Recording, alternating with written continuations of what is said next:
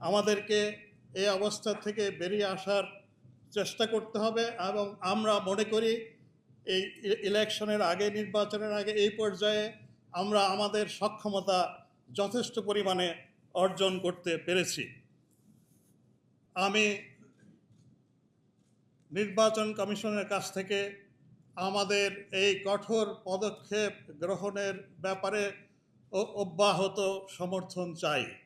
আমরা সমাজের বিভিন্ন অংশের ছোটোখাটো ইস্যুতে দাবি দেওয়া, রাস্তা অবরোধ এবং হাইওয়ে অবরোধ, সমাজে অস্থিরতা সৃষ্টি, এসব যে প্রচেষ্টা দেখতে পাই, আমরা মনে করি এগুলো বন্ধ করার সময় এসেছে।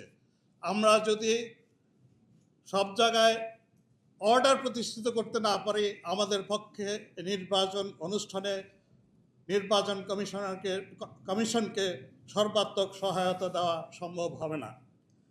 আমি এই প্রসঙ্গে বিভিন্ন আইন ও বিধির মাধ্যমে এবং তাদের কার্যক্রমের মাধ্যমে নির্বাচন কমিশনকে ধন্যবাদ জানাতে চাই। তারা ইলেকটোরাল এনকোয়ারি কমিটিকে সামারি ট্রায়ালের মাধ্যমে তাৎক্ষণিকভাবে অনেক অপরাধ এর বিচার করার ক্ষমতা দিয়েছেন।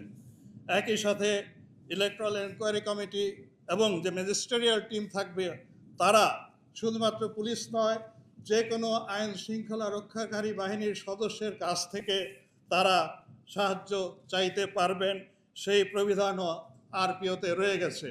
আমি এর জন্য নির্বাচন কমিশনকে আন্তরিক ধন্যবাদ জানাই।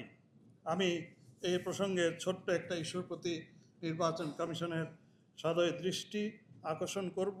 পুলিশ সুপার কিংবা মাঠ পর্যায়ের অফিসের অধস্তন সকল কর্মকর্তার বদলির ব্যাপারে একটা লিমিটেশন রয়েছে। আমার একটু স্পষ্টীকরণ লাগবে এই জায়গায়, যে সর্বনিম্ন পর্যায়ে যেমন কনস্টেবল কিংবা একজন সাব ইন্সপেক্টর, এই জাতীয় পদেও যদি পরিবর্তন করতে হয়, আমাদের পূর্ব আলোচনার দরকার আছে কিনা আশা করি আমি ইলেকশন কমিশনের কাছ থেকে এইটুকু ক্লারিফিকেশন পেয়ে যাব।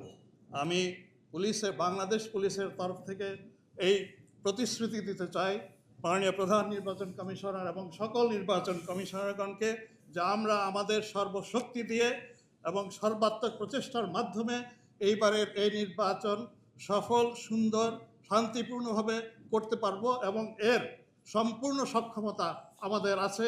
এর উপরে আপনারা বিশ্বাস রাখতে পারেন। আল্লাহ আমাদের সকলকে হেফাজত করুন। সকলকে ধন্যবাদ জানিয়ে আমার বক্তব্য শেষ করছি।